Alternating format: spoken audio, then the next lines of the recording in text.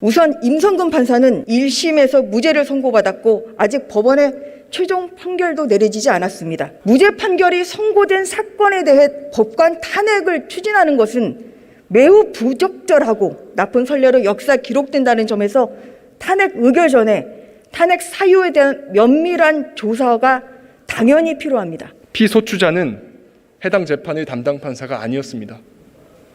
재판 권한이 없는 제3자입니다. 법정에 한 점 들어가 보지도 않고 재판에 개입했습니다. 재판받는 국민의 원한을 사는 행동입니다. 법정의 피고인도 검사도 변호인도 대한민국 국민 그 누구도 이 사실을 몰랐습니다. 피소추자가 몰래 했기 때문입니다. 가 179표, 부 102표, 기권 3표, 무효 4표로서 법관 임성근 탄핵 소추안은 가결되었음을 선포합니다.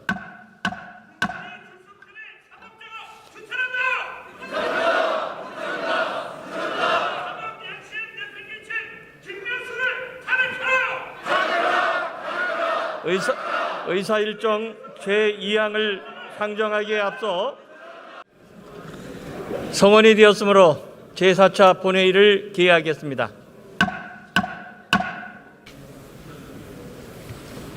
존경하는 국민 여러분, 박병석 국회의장님과 선배 동료 의원 여러분, 국민의힘 전주회 의원입니다. 임성근 판사 탄핵 소추안에 대한 법제사법위원회 회부 동의안 관련해서 제안 설명을 드리겠습니다. 제가 21대 국회에 지원하게 된 결정적인 동기는 김명수 대법원장의 무책임한 검찰 수사 협조 발언으로 100여 명의 전현직 법관들이 검찰 조사를 받고 또 제가 22년간 몸담아왔던 사법부가 무너져 내리는 모습을 보면서 사법부의 좌경화를 막고 대한민국의 법치를 지켜야겠다는 생각에서였습니다. 그래서 유례없는 일반 법관에 대한 탄핵 소추안을 마주하게 된 지금 이 순간이 제게는 무척 고통스럽습니다. 사법부는 법치의 마지막 보루입니다. 그래서 사법부가 제대로 작동할 수 있도록 그 독립을 지켜야 하고 그 구성원인 법관에 대한 입법부의 견제 역시 최소한의 범위 내에서 또 최우적으로 이루어져야 합니다. 그런 점에서 이번에 제출된 임성근 판사 탄핵 소추안은 그 목적과 절차, 내용 등 많은 부분에서 심각한 문제가 있습니다. 우선 임성근 판사는 지난해 2월 1심에서 무죄를 선고받았고 아직 법원의 최종 판결도 내려지지 않았습니다. 여기 계신 의원님들께서는 임성근 판사에 대한 판결문을 읽어보셨습니까? 그 내용 정확히 아십니까? 1심 판결문에는 중간 판결적 판결 요청, 구술본 말미 부분 수정 요청 그리고 판결문의 양형 이후 수정 요청과 같은 재판 관여 행위가 있기는 했지만 재판부는 독립적으로 판단해서 판결을 선고하는 등 인과관계가 단절돼 있다 이렇게 분명히 명시하고 있습니다. 그래서 무죄가 선고된 것입니다. 무죄 판결이 선고된 사건에 대해 법관 탄핵을 추진하는 것은 매우 부적절하고 나쁜 선례로 역사 기록된다는 점에서 탄핵 의결 전에 탄핵 사유에 대한 면밀한 조사가 당연히 필요합니다. 또한 임성근 판사는 오늘 28일 퇴직을 앞둔 상태입니다. 한 달도 채 남지 않은 퇴직을 앞두고 법관 탄핵 소추안을 국회에서 처리하는 것은 어떤 실익이 있는지 전혀 납득되지 않습니다. 정말 문제가 있었다면 진작에 탄핵을 추진했어야 합니다. 이 또한 탄핵 소추 목적이 그야말로 정치적인 행위임을 보여주는 것입니다. 탄핵 소추 사건에 대한 조사 없이 법관 탄핵 소추안을 국회가 졸속으로 처리한다면 이것은 명백한 정치 탄핵이며 역사적으로 최악의 선례로 남을 것입니다. 이에 법제사법위원회가 임성근 판사 탄핵 소추안에 대한 심도 깊은 조사와 논의를 할 수 있도록 법사위 회부에 동의해 주시기를 간곡히 부탁드립니다. 감사합니다.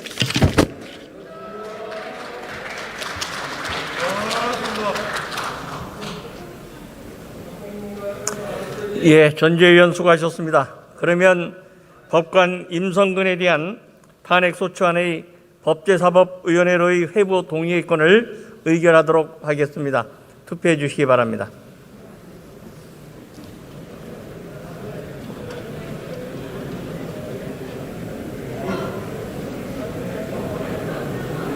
안 돼.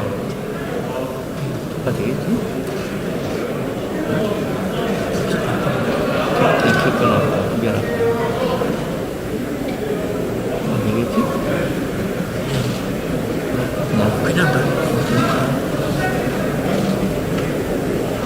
투표를 다 하셨습니까?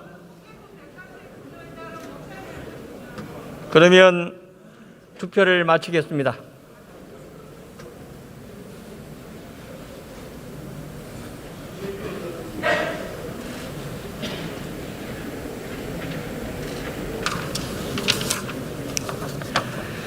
투표 결과를 말씀드리겠습니다.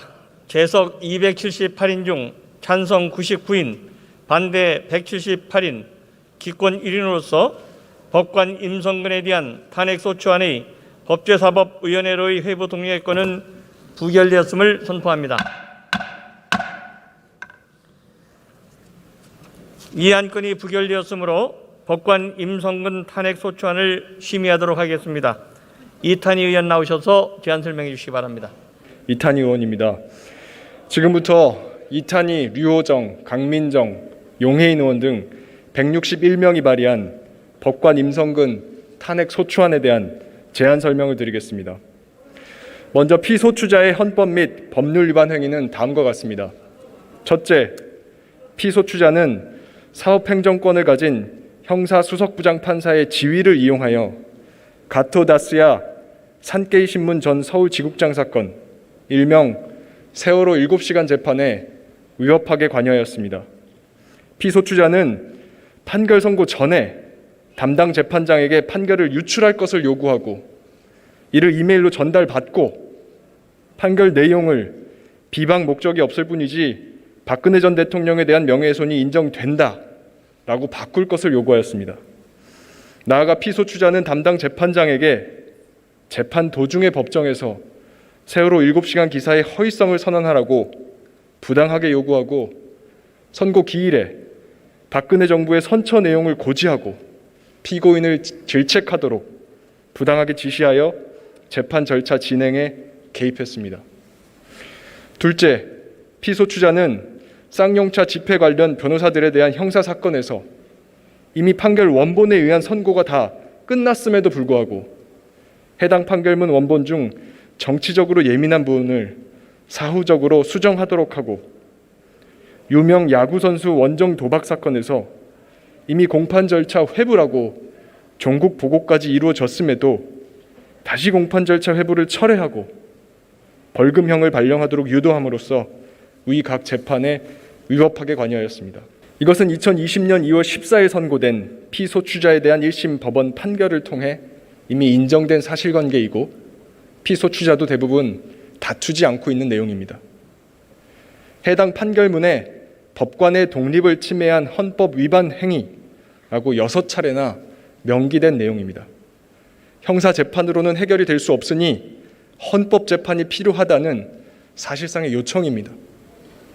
피소추자의 행위는 대법원 규칙인 전국법관대표회의 규칙 제6조 제1항에 따라 전국법관대표회의가 2018년 11월 19일 중대한 헌법 위반 행위로서 국회의 탄핵소추 대상이라고 선언한 재판 개입 행위이기도 합니다. 피소추자는 헌법상 적법 절차 원칙, 재판의 독립 원칙, 그리고 판결 선고 후에는 판결문을 수정할 수 없다는 형사소송법 제38조 등 다수의 헌법과 법률을 위반하였습니다. 존경하는 국민 여러분, 선배 동료 의원 여러분, 우리 대한민국 헌법이 법원에 부여한 사명은 사실 딱 한 가지입니다. 독립되고 공정한 재판을 하라는 것입니다. 우리 헌법이 천명한 것은 사법부서의 독립이 아니라 사법권의 독립입니다. 사법권 독립, 즉 재판의 독립입니다. 재판의 독립은 재판받는 국민을 위한 것입니다. 우리 국민이라면 누구나 독립되고 공정한 재판을 받을 헌법상 권리가 있기 때문입니다.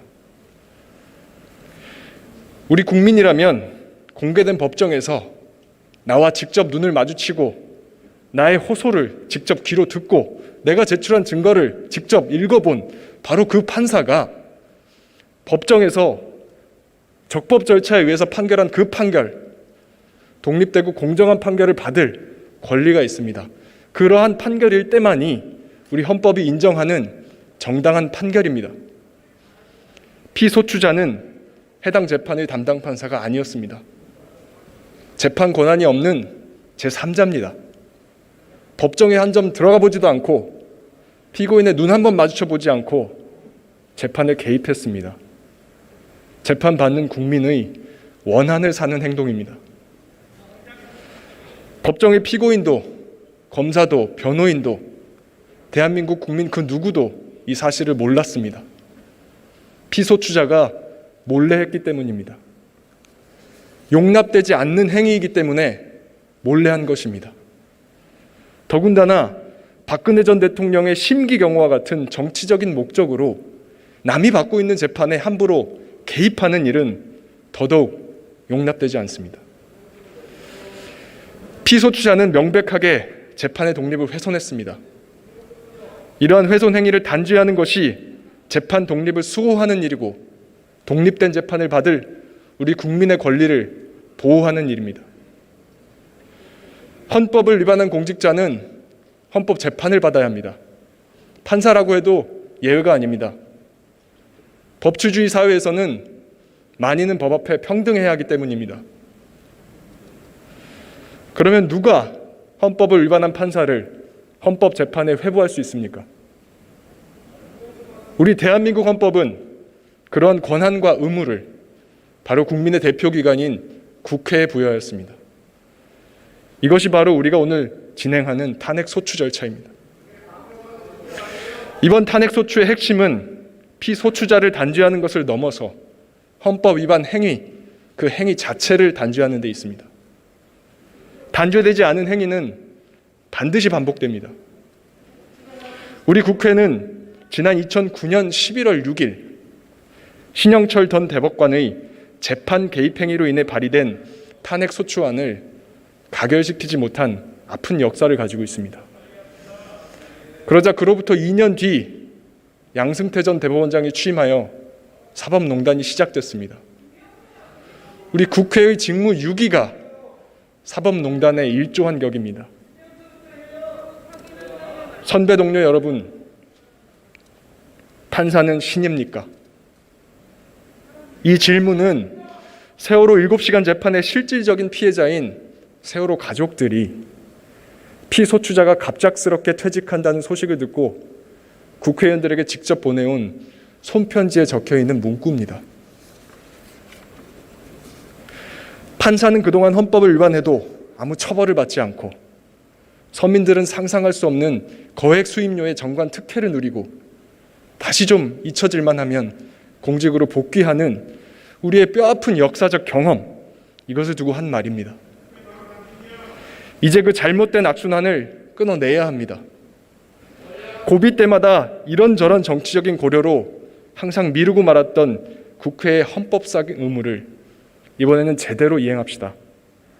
변론과 재판은 헌법재판소의 몫이고 국회는 재판 회부의 의무를 다하는 것입니다. 이번 탄핵소추의 진정한 실익은 정쟁으로 시끄러워 보이는 이 와중에도 대한민국의 헌정 질서가 애초 설계된 대로 제대로 작동하고 있다는 것을 국민과 국회가 함께 확인하는 데에 있습니다. 국회의 책무를 다하는 데에는 정당과 정파의 구분이 있을 수 없습니다. 이번 발의안에 여러 정당 의원들께서 동참해 주신 참뜻이 여기에 있다고 저는 생각합니다. 그렇다면 오늘 하루만큼은 자신의 책무를 묵묵히 다하는 품위 있는 국회의 모습을 국민들께서 보실 수 있도록 정당을 넘어서 압도적인 다수의 의원들의 찬성으로 이 안건을 가결해 주실 것을 간곡히 호소드립니다. 감사합니다.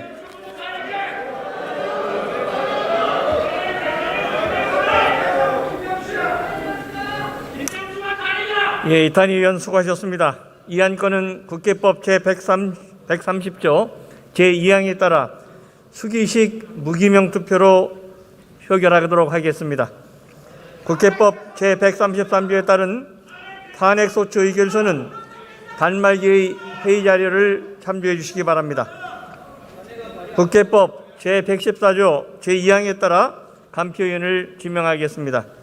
서동영 의원, 이용우 의원, 이해식 의원, 황운하 의원, 김희곤 의원, 박형수 의원, 서일준 의원, 정동만 의원 이상 8분이 수고해 주시겠습니다. 간표위원께서는 간표연석으로 나와 주시기 바랍니다. 의사국장으로부터 투표 방법 설명이 있은 다음 바로 투표를 시작하도록 하겠습니다.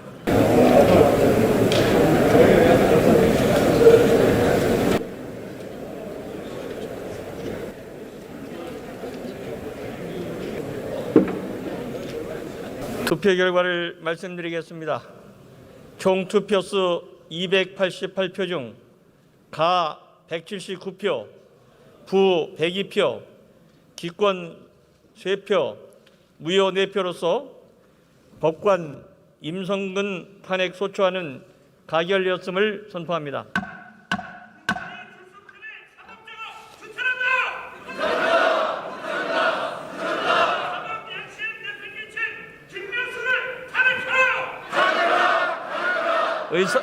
의사일정 제2항을 상정하기에 앞서 기교섭단체 대표 발언을 듣도록 하겠습니다.